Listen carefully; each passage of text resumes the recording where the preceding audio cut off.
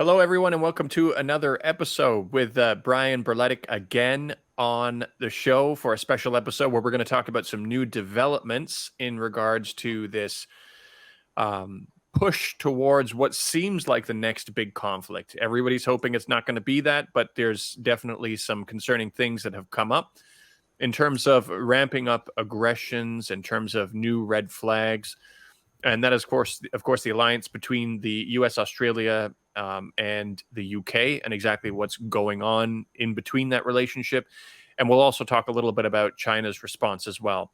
So this is going to be a little bit more focused on the South China Sea. But this is something where I definitely think people should start paying a little bit more attention because there's definitely some concerning developments. So, Brian, welcome once again to the show. Happy to have you back. Great to be back. Yeah, definitely. And so why don't we just jump right into this? So how about we start talking a little bit about what you saw? You were the one who brought this topic up with me first, and get into the meat of it, really. Okay, so I mean, a lot of people are talking about this. The U.S., Australia, the U.K. They're creating this alliance that they're calling AUKUS, which just, I don't know, sounds like a disease or something. I don't know what they were thinking when they came up with this. And before you continue, I just got to add one in. There was a guy, I found it funny. I don't know if other people found it funny, but he said it's a pact between U.S., UK, Australia, and France.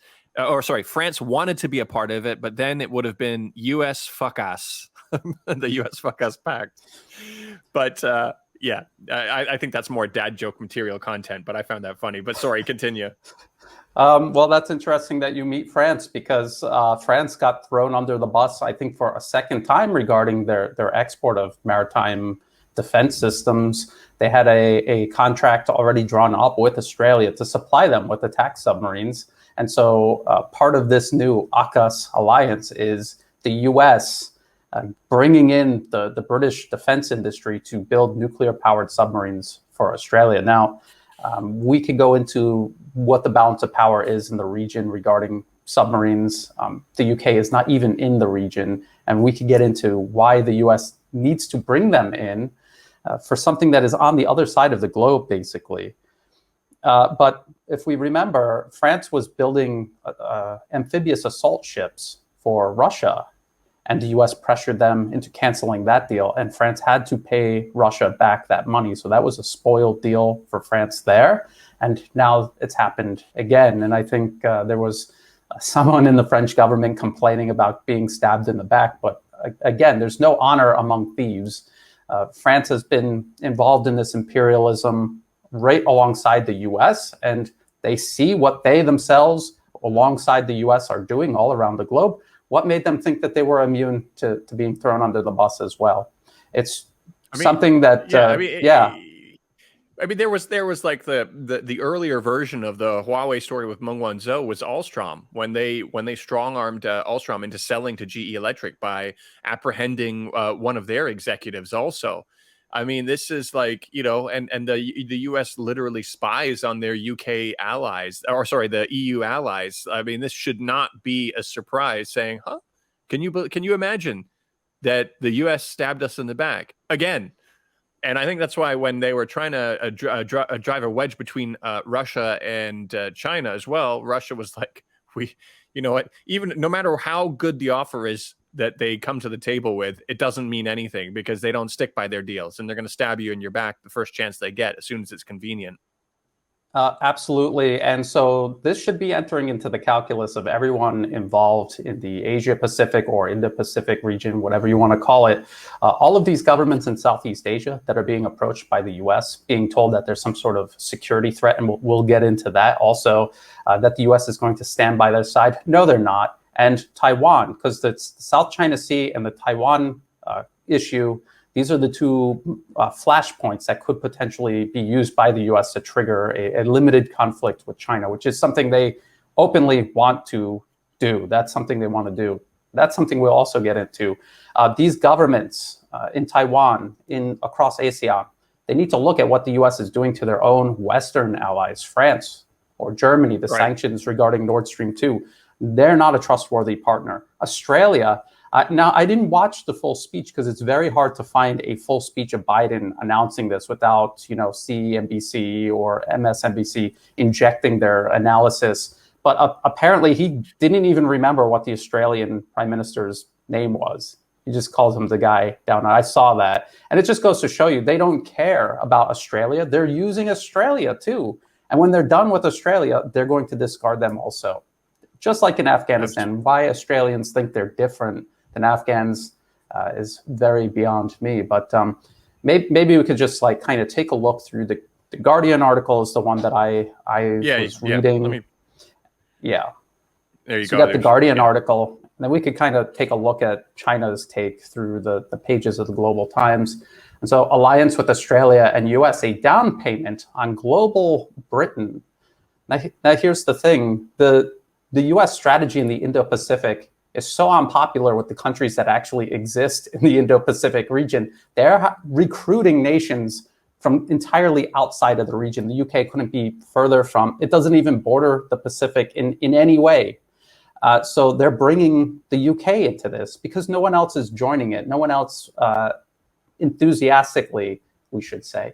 And so what is this? So the down payment is this deal for BAE and Rolls-Royce to build these nuclear-powered submarines. Now, people have to understand these are attack submarines. They don't have nuclear weapons, not yet, and Australia swears they're not going to have nuclear weapons, but these would be nuclear-powered submarines that the US, UK would be delivering to Australia. Now, what's the time frame of this? This article says 18 months just to finalize the plan on how they're going to do this. And then if you look at BAE, they're Astute-class nuclear-powered submarine. Those things take 6 to 7 to 8 years to build. So a year plus another 7 to 8 years for Australia to get their first submarine. If a U.S. manufacturer, if you don't mind, if you don't mind for 1 second, I'm just going to quickly check an image here. I'm not sure. Okay, they're not on this list. I just wanted to check if because I had an ASPI sponsor list. They're ASPI. They're sponsored by the military industrial complex. I'm not sure if BAE is one of their sponsors. I'm going to double check that while you're talking because they're that interesting think tank in Australia, funded by the weapons manufacturers that benefit from the China threat stories that their think tank pushes out. And that's something I want to hone in on in a bit. So sorry, you continue while I'm looking for that to verify whether they're a sponsor or not.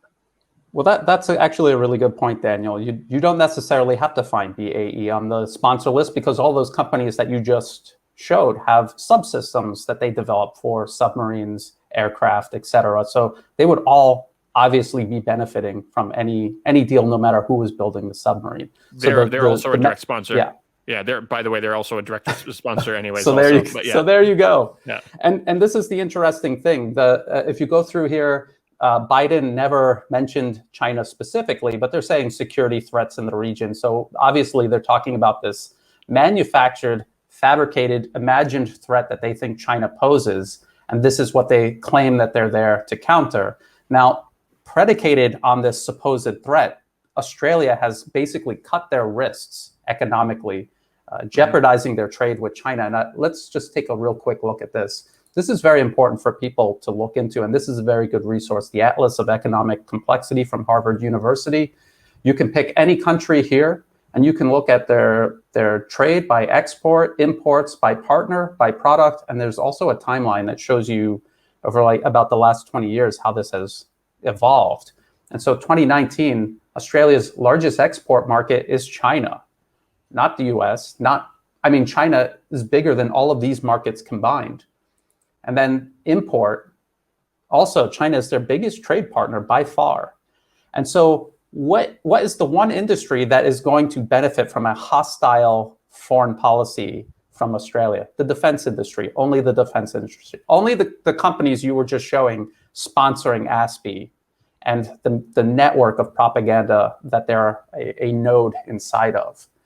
So, so there's all of that.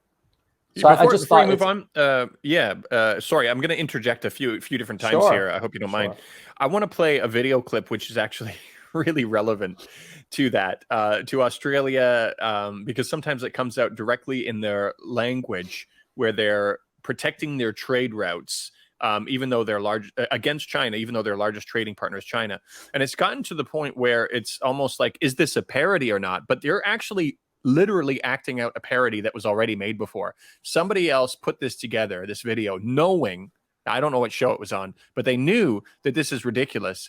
And instead of people taking a step back and saying, oh, hang on a second, this is ridiculous, they're going all in. They're like, they are the real life version that is even more ridiculous than this parody that was put together.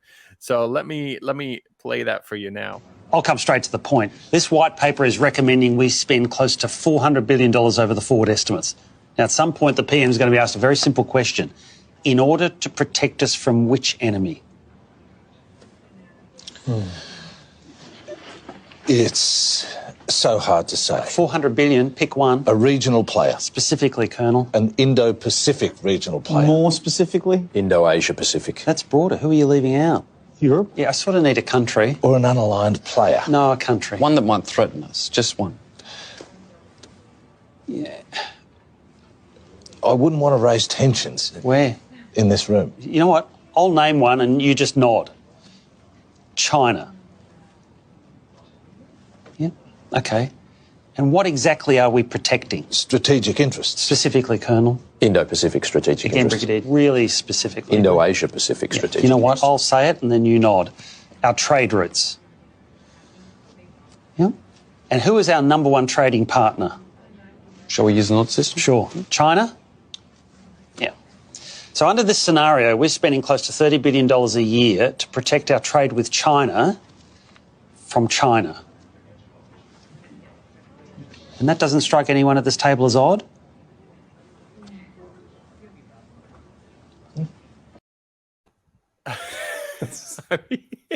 No matter how many times you watch it, it's funny because then you see in the news them actually doing this. And they're acting this out. Yeah. I mean, yeah. Sorry, I had to interject that, but you continue on. No, I mean that's perfect. I mean, we have to flesh out how absolutely absurd this all is, and that is one good way of illustrating by parodying it, and then another way is by just showing how ridiculous these threats are that they claim China poses. And we just saw that's economic data. This isn't from some Chinese think tank. This is from Harvard University's Atlas of Economic Complexity. So, I mean, it's very hard to argue. And it's the same case for every country in the region, all across ASEAN. China is their largest trade partner. China wouldn't want to jeopardize that trade. None of the countries in the region would. So when you see the U.S. claiming, oh, China's bullying all of these claimants in the South China Sea, it's not true. There's maritime disputes. That is true, but that's all they are. They're disputes. They're handled bilaterally, and they do not threaten to expand into any sort of conflict, except how the U.S. is doing it. Exactly. So, well, one thing that's important to note also is when we were talking, just backing up a little bit, in terms of backstabbing, a lot of the trade that has dropped off from China and Australia now, where China was importing, I don't know if it was coal or something else, but after Australia was cut off or that fell apart, the U.S. started supplying that very same product to China, picking up the business that Australia lost. And so the little bits and pieces of backstabbing where they're like, hold on a second, how are you becoming the beneficiary of this conflict that you're helping us ramp up? The writing is already on the wall. I memean, even before they're finished using Australia, the knife is already starting to enter the back. Absolutely. And, I mean, we can say this over and over again. You can see that what Australia is doing is not in its best interests, and yet they continue doing it. It's kind of like a lot of what the U.S. does is not in its own best interest, and yet they continue doing it. And it's not a reflection of what the Australian or American people want. It's this government that has been captured by these special interests. And the defense industry is very powerful. They've worked their way into everything. There's all kinds of adjacent industries that work together with them. IT, big pharma, big ag, it's all interlocked. When they went into Afghanistan. Yes. Go ahead. When they went into Afghanistan. Yeah, I was going to say, I mean, there were USA programs that just dumped money into companies like Monsanto, for example, or Big Pharma, just to give them this money. The projects never accomplished anything, but it was just a gigantic funnel putting money into all of these adjacent industries. They all work together. And when you look at these think tanks drumming up this tension with China, that's who's funding these think tanks. All of these companies, yes, defense, Absolutely. but also these others. Yeah, I think people need to realize is that these conquests of empire and the wealth transfers that happen during them do not benefit the average American in any way whatsoever.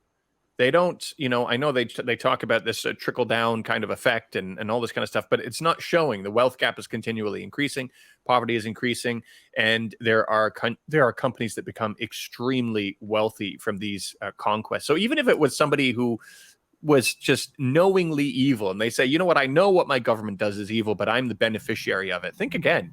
You're not really the beneficiary of that. The big winners of the Afghan war were the military-industrial complex. And just as I said in our last chat, they are reinvesting some of those funds into think tanks like ASPI to ramp up pro-war propaganda.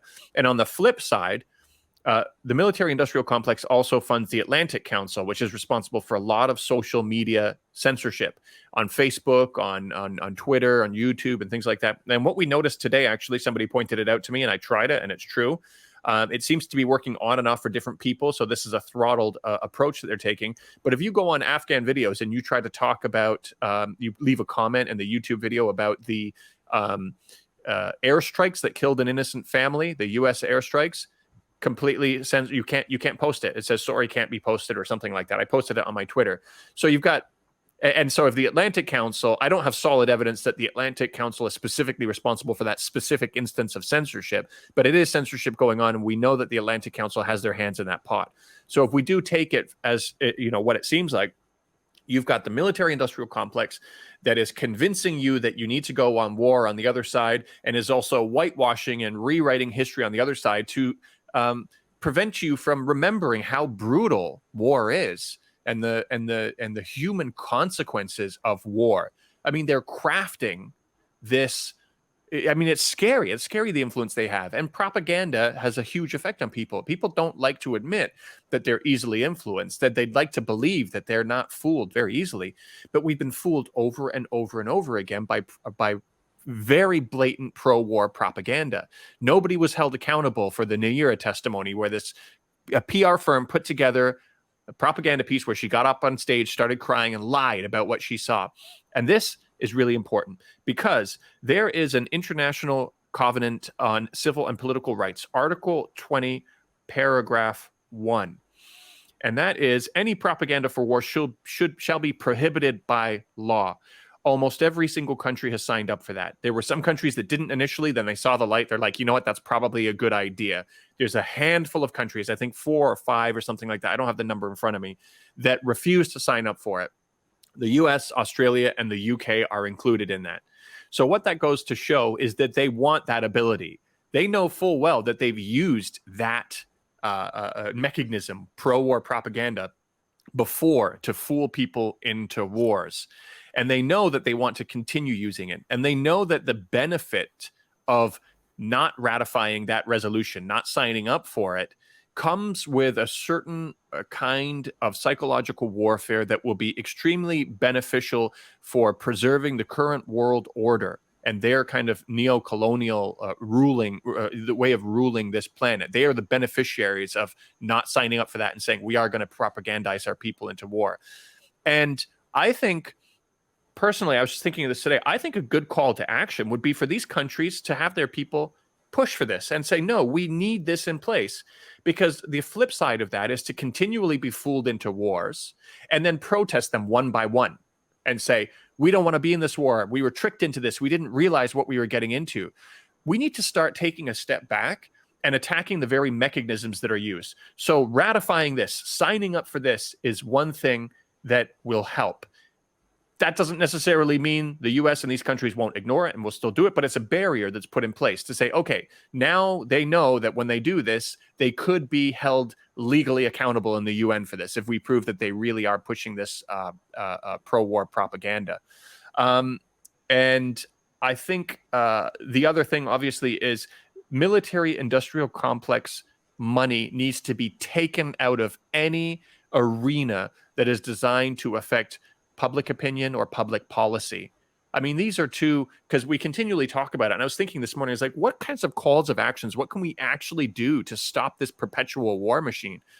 You can't keep trying to attack the wars and conflicts one by one. You got to start going for the mechanisms. That's I don't know what, before you continue on, sorry for that long interruption, before you continue, I don't know what your thoughts are on that. I never spoke with you about that before. What's your reaction to that idea? I mean, I think that the solution is a balance of power, because confronting something this gargantuan within a single society is such an uphill battle. I always tell people, vote with your wallet. Forget about political voting, because the system is rigged. It is a system of control to keep this going. So when you are obsessed with the political process, you're just helping perpetuate it, because you're playing into a system of control that ensures that it perpetuates. If you vote with your money, all people, this is the cliche, money is power. So each one of us, every day when we're paying into these Fortune 500 companies, that money is coming out of our pocket, and with it, our power, and going to Wall Street and Washington, and it stays there. If we started investing in our local communities, building up local businesses, supporting other people who are doing that, it might seem like a very uphill battle, but that would be diverting the money from Washington and Wall Street and bringing it back to our communities. And with it, the power that we have been voluntarily sending to them. And people say, well, I'm just one person. What difference does it make? Well, we're all just individuals paying into this over time. This was a nightmare created over many, many years, and it will take a long time. There's no overnight solution. I advocate local, building up our local communities. And it's not to say, let's trash the idea of a nation state. We have to be reasonable about this, but we have to kind of redirect that power and money back into our local communities. And then we pick the representatives that go to a government that might actually represent us. The way things are now, it doesn't even make sense for the people in Washington to represent the people, because the people have no real power except for the vote, which is completely manipulated and controlled in a very predictable manner. So that's my solution to that. That's what I think, at least. Yeah, sorry, go ahead. I was going to say, you were making a really good point about how they cover up Western atrocities in these wars, the war propaganda, and then the atrocities that take place. And we were just talking about Matthew Pottinger the other day, this deputy national security advisor. And one of the things he said in that crazy video was that China's siphoning all of this data from their social media networks. And in the US, that would never happen, because we have checks and balances, and there's ways that there's the rule of law that will keep all of that under control. And we remember when Daniel Hale came out and exposed how murderous the US drone campaigns globally are. 9 out of 10 people killed in these attacks are civilians that have nothing to do with anything. What did the US do? Did they address that? No, they threw him in jail. That is the reality of how the US handles reform and addresses whistleblowers and corruption. They throw them in jail, and then they keep doing it. So I thought that was an important point you were making there, Daniel. And this is all kind of, go ahead. It ties in together. And I think what you're, unfortunately, I'm so annoyed with my connection here. A lot of the beginning of what you said was cutting in and out, but I got the gist of it. I think waking people up to the idea of where these efforts and where this money could be spent otherwise, if it wasn't going to these corporations that are benefiting from war in such a highly concentrated way, would help to motivate people. Because I think it's not enough just to say you don't benefit from these wars. You could go as far further and more along the lines of what you're saying, and say, think of how much more you could benefit if your government wasn't focusing on those things. But the propaganda piece, I think, is really underrated in terms of how easily people can be manipulated, how easily people can be fooled. And before we move off the military-industrial complex kind of part of it, I want to remind everybody about what Eisenhower said during his farewell speech. And let me play that for you now. In the councils of government, we must guard against the acquisition of unwarranted influence, whether sought or unsought, by the military-industrial complex. the potential for the disastrous rise of misplaced power exists and will persist. We must never let the weight of this combination endanger our liberties or democratic processes. But that's exactly what's happened. Yeah. Yeah. Not only has it happened on steroids. I mean, what we have is a nightmarish version of what he was warning about. And yeah, we need to start. People need to start waking up, and like I said, looking for the mechanisms underneath it all that help perpetuate the system and attacking that. I really think signing up for that resolution is maybe just a small step, but I really think it could help. The ultimate irony, isn't it? Because the U.S. always claims that it's the self-proclaimed leader of this international rules-based order. But what rules? What rules if they're not signing these treaties and these conventions that everyone else has signed and abides to? What kind of rules-based order are they leading? And this is, I'm showing a map here of the South China Sea. And the U.S. claims that it is inserting itself into this to uphold the UN Convention on the Law of the Sea. This was from 1982. Everyone signed it except for a very small handful of countries, including the U.S. So the U.S. is enforcing a law it itself never ratified, and it selectively enforces. Right. Yeah. Okay. Yeah, because your thing went out there for a second. Yeah, no, sorry. I'm just adjusting the camera here. No, sorry, continue on. Absolutely. I think, you see this kind of picking and choosing also, where if even in terms of the International Criminal Court, you hear them saying, well, we don't recognize the International Criminal Court. That is when they do things like wanting to look into war crimes in Afghanistan, which put the ICC members on a sanction list by the U.S. Not only them, but their family members also were banned from entering the U.S. Also, when the U.S. learned that they wanted to listen to the complaints and issues that the Palestinians faced, the U.S. had a very, very big problem with that. Now, those ICC members have been removed. They were put on the sanction list during the Trump administration, but now they've been taken off, however, not without a stern warning and reminder that they basically should keep their nose out of this.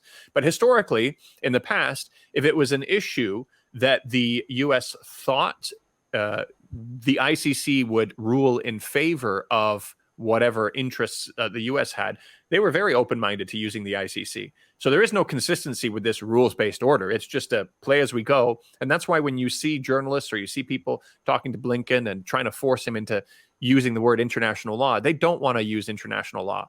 International law is not flexible.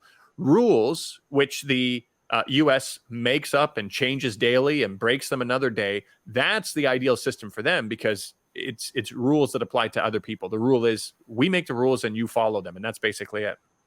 Yes, and the same concept with the phrase international norms. And when you really think about it, their international order is not predicated on law, just like you said.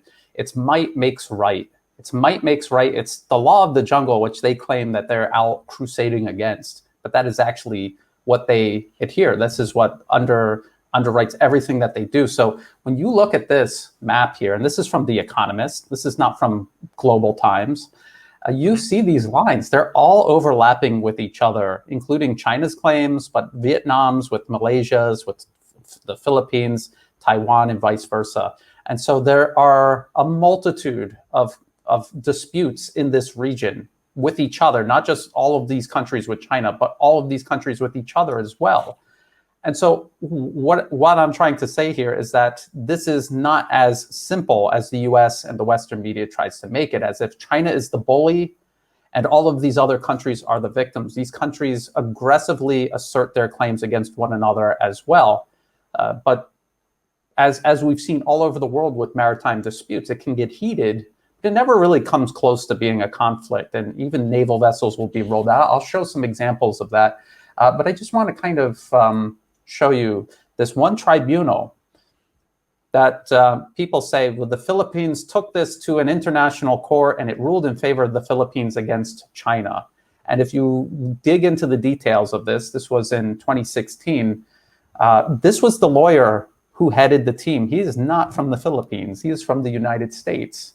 He is from a US-based legal firm. This was organized, orchestrated, and brought to The Hague It's actually the Permanent Court of Arbitration at The Hague, the Netherlands. This is not tied to the UN or anything. It really is kind of like a neutral friend that countries can go to get a ruling. But in this case, the US kind of coerced the Philippines to bring this case to this court. China never agreed to go.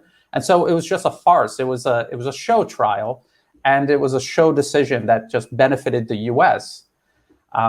Right after this tribunal decided in favor of the Philippines, not only did China reject it, but Taiwan rejected it and even sent patrol ships to the contested area, because going back to this map, these claims are all overlapping. They're all overlapping. Right. So it's not just between China and the Philippines. It just goes to show you how empty this threat is that the U.S. claims China poses. And one more about this tribunal. Right now, fast forward to right now, 2021, this is how the Philippines has elected to deal with its dispute with China, not through some court or bringing the U.S. in. They want to do it bilaterally. And this is the government website of the Philippines talking about figuring out a way to reduce tensions regarding this dispute, in particular with China. This is how they want to do it. And this is in the Philippines' best interest, China's best interest. And if everyone in the region did it this way, these would just be disputes. It would never escalate towards conflict. Of course, that's what the U.S. is trying to do. I could just keep going because I think more.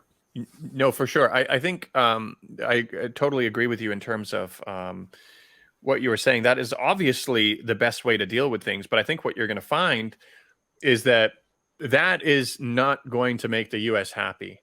They don't want to see, they want to interject themselves into issues in regions that have nothing to do with them. And again, it is about building this alliance and ramping up aggressions. You see a lot of stuff about, because I was following a lot of the stories earlier on when they kept saying that the Chinese military was encroaching into Taiwanese territory. I want to remind, or Taiwanese air defense space, I want to remind people what Taiwanese defense airspace looks like. Hold on a second here. I'm not sure if it's showing up. Oh, there we go. It's on my screen now too. Like, that extends over the mainland. So basically any air traffic over the mainland is also in the Taiwanese air defense zone. And so what you saw was images or reports of Chinese jets flying off the coast there and saying, oh, it's in Taiwanese airspace. But the thing is they weren't, at least in the instances that I found, they weren't flying any closer than they were before. And no context was given to how big that airspace claim was to begin with. So it's very, very easy to make a story out of that, saying, well, they flew into Taiwanese air defense space without realizing how big it is and how much it encroaches onto the mainland territory as well, to help build this narrative that, oh, no, something's going on there and we need to interject. Again, nothing to do with the U.S., but you can see the war propaganda at play with all of this stuff. And it's especially apparent when you look at how they tell the story, how they embellish, or in this case, what they leave out from those stories as well. Yes, and Taiwan is the other flashpoint that the U.S. would want to use. And there are so many Americans that have no idea that Taiwan is not recognized as a country. The U.S. doesn't even have an embassy in Taiwan. If you ask the average American, does the U.S. have an embassy in Taiwan? They'll say, yes, of course they do. It's a country. They have an embassy everywhere. And the answer is no, they don't. They don't have an embassy in Taiwan because officially the U.S. does not recognize Taiwan as a country. It recognizes it as part of China under the One China policy, which is recognized by virtually every country on Earth. And this is something that you will never hear put out there in these stories about what they claim are Chinese provocations against Taiwan, because this is exactly like what they did with Iraq in the lead up to the war. They never directly said that Iraq had some sort of connection to 9/11, but they implied it in such a way where they didn't need to say it, and they let the public make the connection themselves by omitting certain amounts of information and insinuating certain things. And so this is exactly what they're doing with Taiwan. They're not directly saying that Taiwan is a country, but by omitting information, they know the public is going to make the wrong assumptions. And this is how they are waging their propaganda war, just like we've been saying. It's all based on lies. Yeah, absolutely. I don't know if you want to... With the one China, I'll say that you've got a lot of warmongers in the Australian government who are playing along with this, and they're even using because they know that pushing the Taiwan issue is the red line, and so I mean, they know how much of an issue it would cause if the U.S. did build an embassy in Taiwan, and they know that is the red line, that is the limit for China. Yet you have people like sitting senators like Rex Patrick saying stuff like this. Time to abandon the one China policy. I mean, even Taiwan doesn't abandon the one China policy. They just have their own interpretation of it, granted. But like they're saying stuff like this. And this is, Rex Patrick also calling for the Australian government to launch cyber attacks on China. Like, this is like, these guys want war. These guys want war. Absolutely. Yeah. I think, it's, I remember talking about this before, and I was worried about where this would go. It seemed like that was the logical place it would go based on what was happening. And I interviewed Kishore Mahbubani. If I remember his answer correctly, I think he didn't think that there was a possibility of war. I'd be interested to follow up with him to see if he's kind of getting concerned now, because I can't imagine looking at all of this stuff going on, especially after this new announcement with the submarines and stuff like that, that anybody with any sort of a moderate knowledge of geopolitics and how these things play out wouldn't be worried. It wouldn't be saying, you know what, this is starting to look more and more like a real possibility. Yeah, well, that's something that I was going to get into here. I don't, not to beat a dead horse, but if we could just look at this 7th Fleet, again, from the Navy. This is the Navy's official website. They're talking about the 1982 Law of the Sea of Convention. I think I talked about that. And I think here, actually right here, China, Taiwan, and Vietnam each claim sovereignty over the parcel islands. So even the U.S. Navy on their own website is admitting that there's all of these overlapping claims, and that it's not just China. But then when the Western media reports all of this, first of all, it's none of America's business. They didn't even sign the law. So who are they to proclaim themselves as the enforcer of it? It's ridiculous. But we never see this in the Western media. And again, if you polled Americans and asked them who has claims over these islands, they'll just say China. And they never talk about Taiwan and Vietnam. And when people see this in the New York Times, I don't think they make the connection. And actually, when you read this article, when I use this as a source in a video, I always have to accompany it with the other New York Times article explaining about the tribunal, because in this, it's so ambiguous that if you just read this on your own, you wouldn't even know what they were talking about. This is the game that they're playing in terms of information. Now, you were saying about war with China, and I was one of the people who thought it's a possibility, but a remote possibility. But when I came across this paper written in 2016, commissioned by the United States Army through the RAND Corporation, one of these think tanks funded by the US government and defense contractors and big industry, this is bleak. And this is talking about a closing window of opportunity stretching from 2015, a year after this was written, or a year before this was written, to 2025. And so that window is closing very quickly. They don't have a lot of time left. And if you go through here, there's actually a couple of key quotes that I pulled out.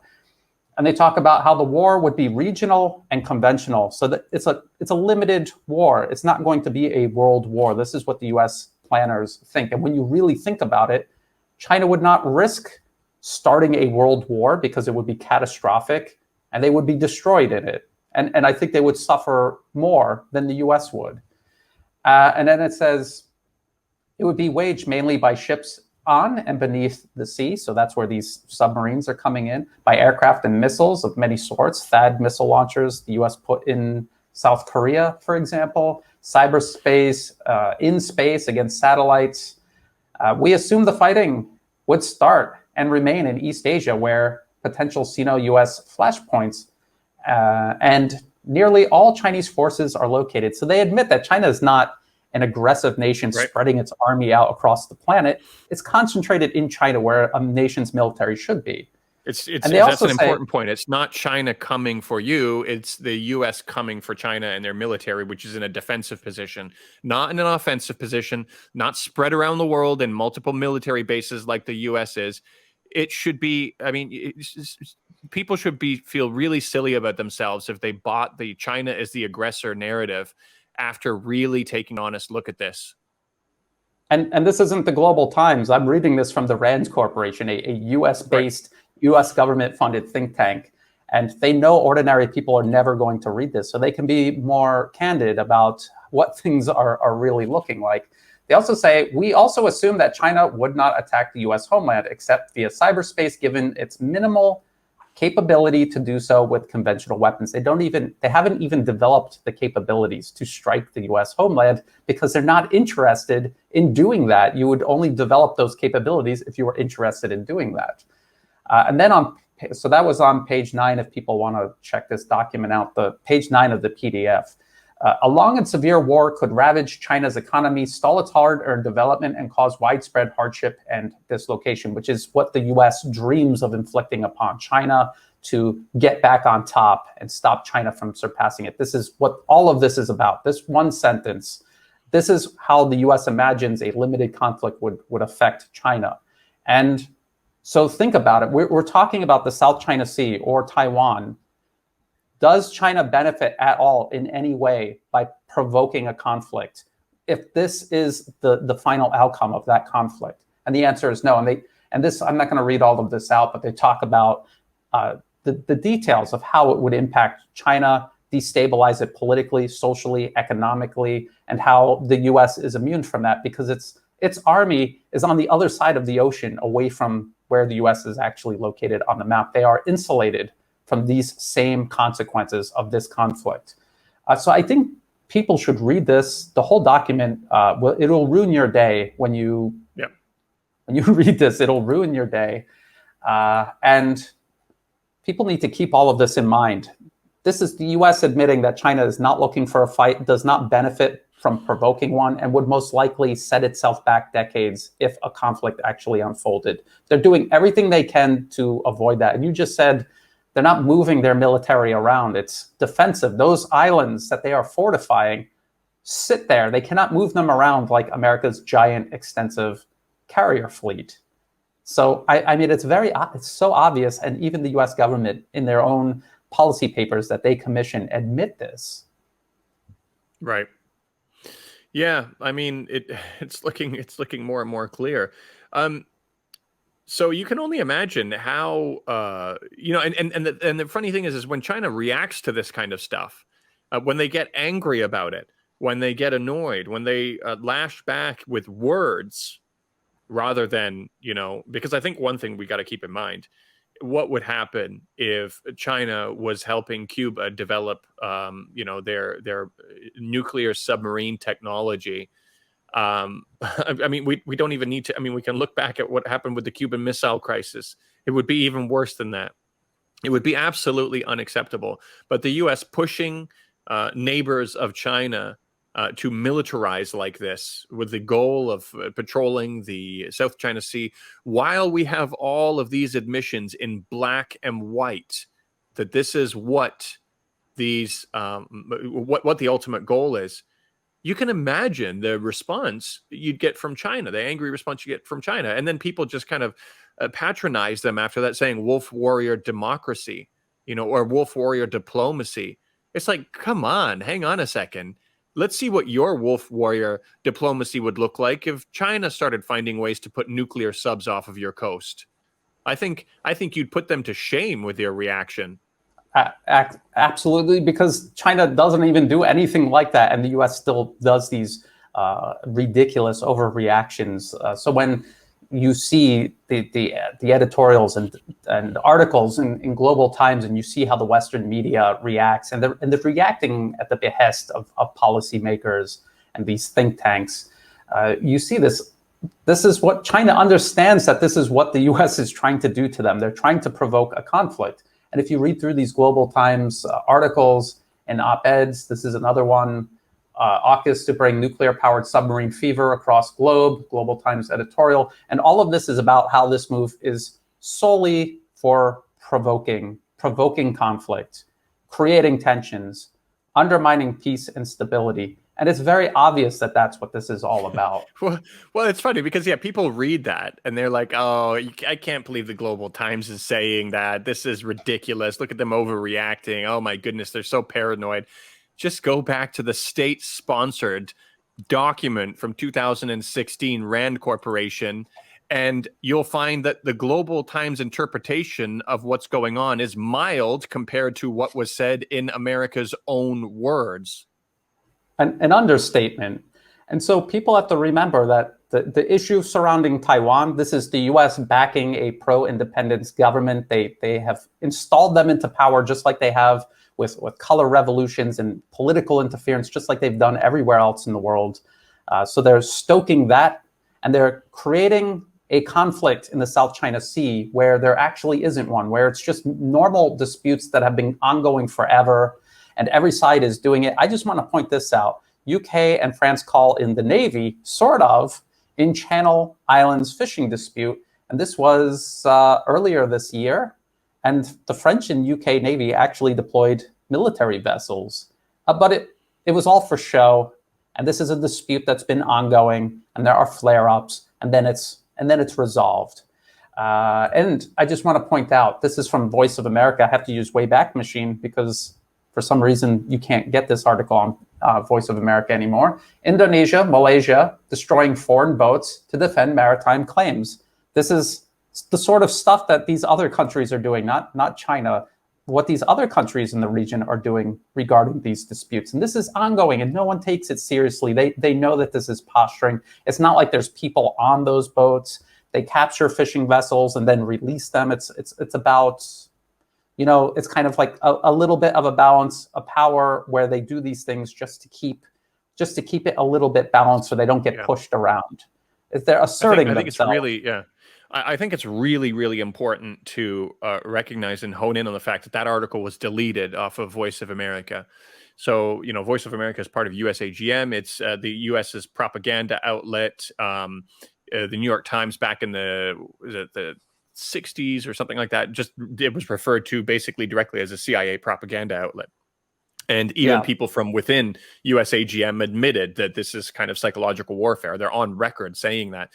Even last year, Senator Brad Sherman said that USAGM is a Cold War tool that's cheaper than deploying the military. They know exactly what this is. So when you start seeing and you start looking at how they're curating a new story, and Voice of America removes this off of their website, you have to start asking the question, what's the intention? What's the reason for this? And look at where the narrative's moving now. It's because this is incredibly inconvenient to the narrative that they want to build now. It goes back to wartime propaganda. This is not honest, balanced coverage. It's curating an opinion that a lot of people, unfortunately, think they came to a conclusion on their own about, but they haven't. This is very deliberate propaganda and very effective propaganda. Very good point, Daniel. It's manufacturing consent. And I always say that journalists have an obligation to the truth. And if they're only telling one side of the story because they feel that if they told both sides, it would change perceptions, then they're not engaged in journalism. They're engaged in propaganda. They deleted this because if people read this, they would see, wait a minute, maybe this is a little more complex than China just bullying everyone. Right. Maybe these are just normal maritime disputes. Let's look at the context. Let's do a little research about maritime disputes elsewhere around the world. In Europe, for example, the exact same thing is going on.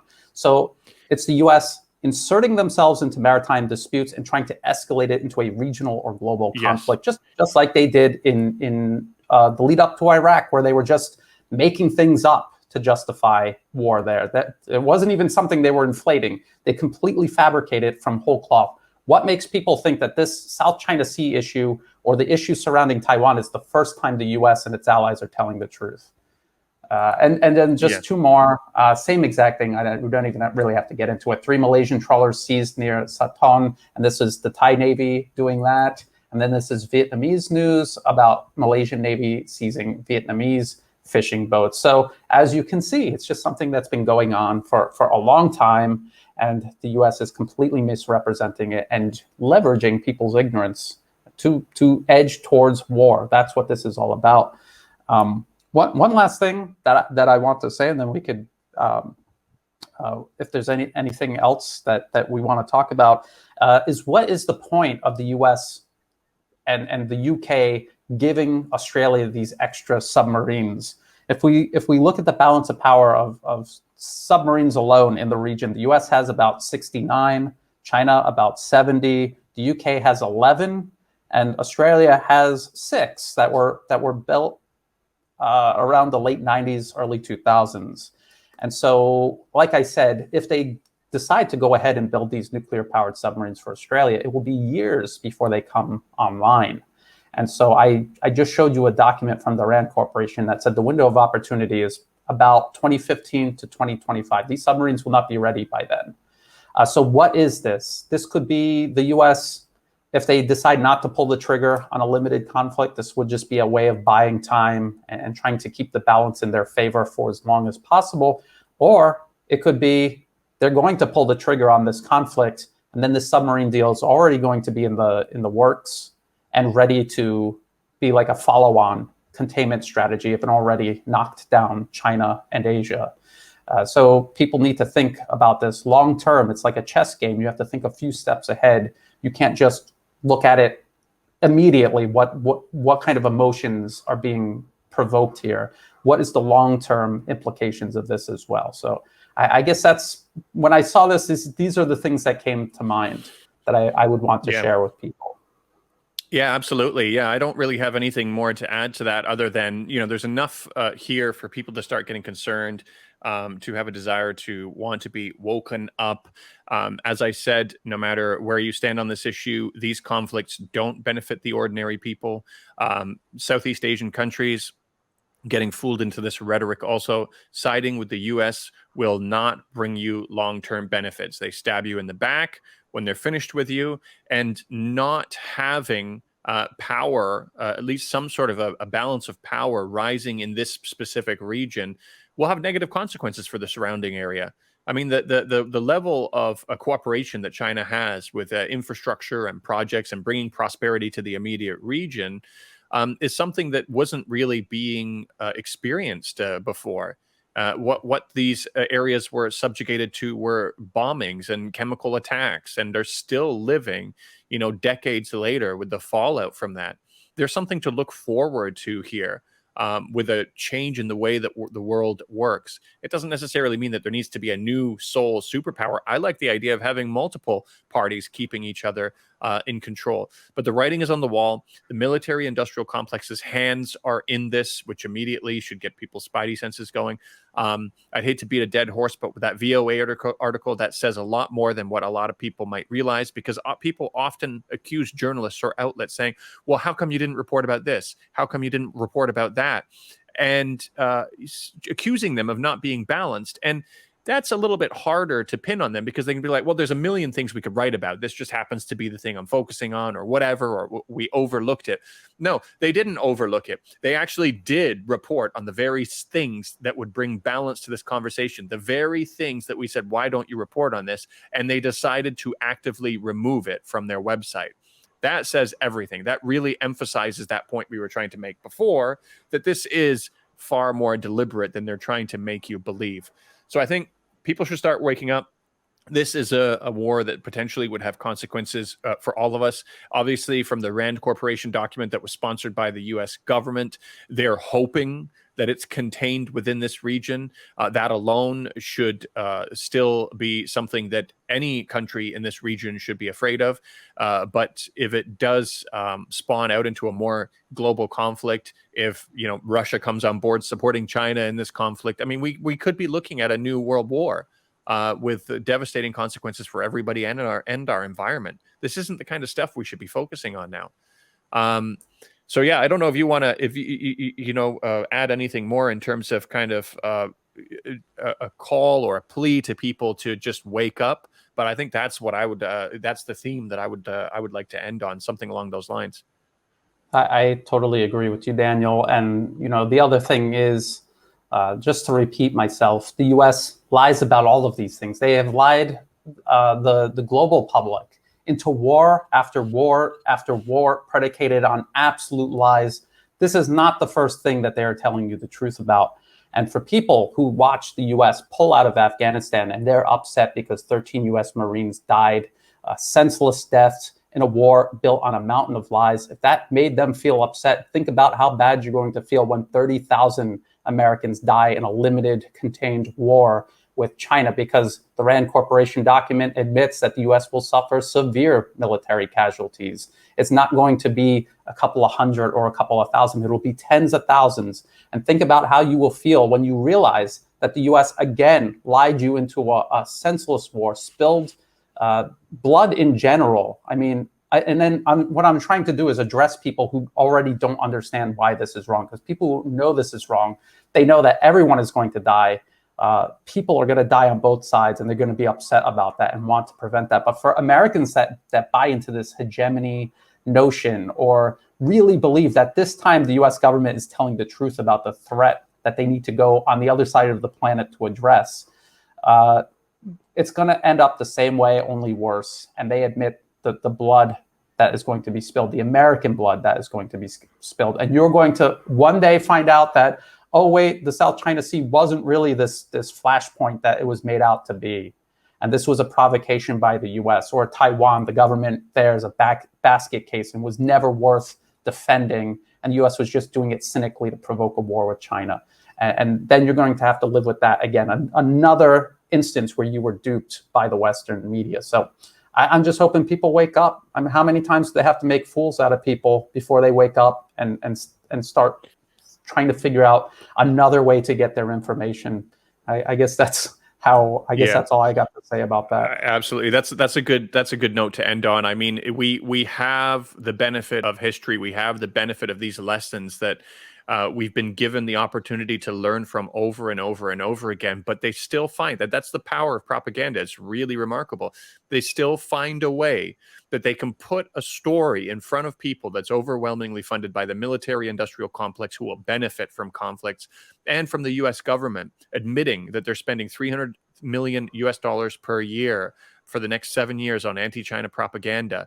And these are people who have ulterior motives, who have been proven to lie to you again and again and again. But every time we turn the page, masses of people are saying, oh, well, maybe they're telling the truth this time. It's the most ridiculous thing ever.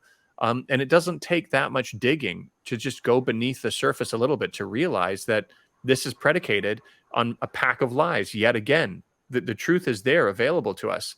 And, I hope people are at least, if not being fooled again isn't a big enough motive, really beginning to understand that this is a conflict that could have consequences for a much wider group of people. Hopefully that should be enough motive to call people to action, to start speaking out against this, or at least stop believing this propaganda. And finally deciding to learn from the lessons that were laid out before us in the past. But yeah, I think we'll end it on that, though. But thanks again, Brian. I'm sure we're going to have other topics that come up that we'll talk about. I always enjoy talking through these issues with you, and I have a feeling this is only starting to warm up now. I think there's a lot more to come in terms of these troubling developments. So yeah, thanks very much for joining us, and we'll see you on the next episode again. Thank you.